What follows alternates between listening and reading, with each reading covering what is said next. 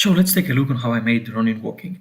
It's a very simple film that I shot within a day, but I think I used a handful of techniques that you might find interesting. Movement is the most important part of this film, so let's get started with that. The whole film is a continuous shot, and how that would be done in live action is that the camera would be on a dolly. Now, in stop motion, I decided to use a different approach. Instead of having the camera move, the camera remained static. The character was always on the same spot, so every time he was to take a step, I would instead move every object in the background and the foreground one step back. But it also gets a bit tricky when there are a lot of characters and objects to keep track of. That's why I made a handful of errors.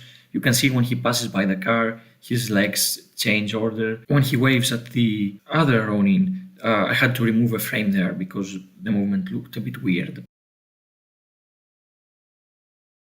Now, the other object that's moving in the film is the car. Because it's moving fast, I wanted to give it a motion blur. And I did that by attaching a string either on the back or the front, depending on where it's positioned on the frame. So I would just pull the string while taking the shot. The placement of the tree in that scene was convenient because the string could hide behind it, so I didn't have to edit anything with visual effects. It was all done on camera. Also, a fun little Easter egg. Inside the car, the driver is the old Ronin, and the passenger is Misako, as a tribute to their adventures together. In post-production, I didn't do any visual effects, but I did some editing tricks. First of all, I didn't have a fixed frame rate. The walking cycle I used had 3 different poses for Ronin, but in order to make it more smooth, I made every picture of Ronin in a moving pose last 4 frames, and every one where he's in a static pose last 3 frames. Also, I did some color correction that was mostly to fix overexposed frames.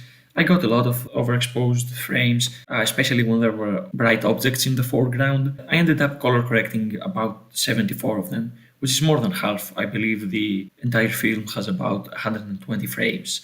It might have been quite a few frames, but it didn't take a lot of time because the curves I did were very simple. And lastly, the sound design. I made all of the sounds by myself. Most of them are pretty self-explanatory. For some of the more interesting ones, like the car, I recorded myself making car noises, and then I just altered the pitch a little bit. Another interesting one is when he steps on the poo.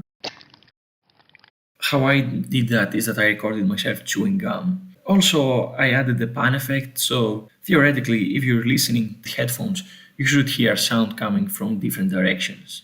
And yeah, that's all I did. I hope you found that interesting and I hope you enjoyed. Thanks for watching and look forward for more behind the scenes videos in the future.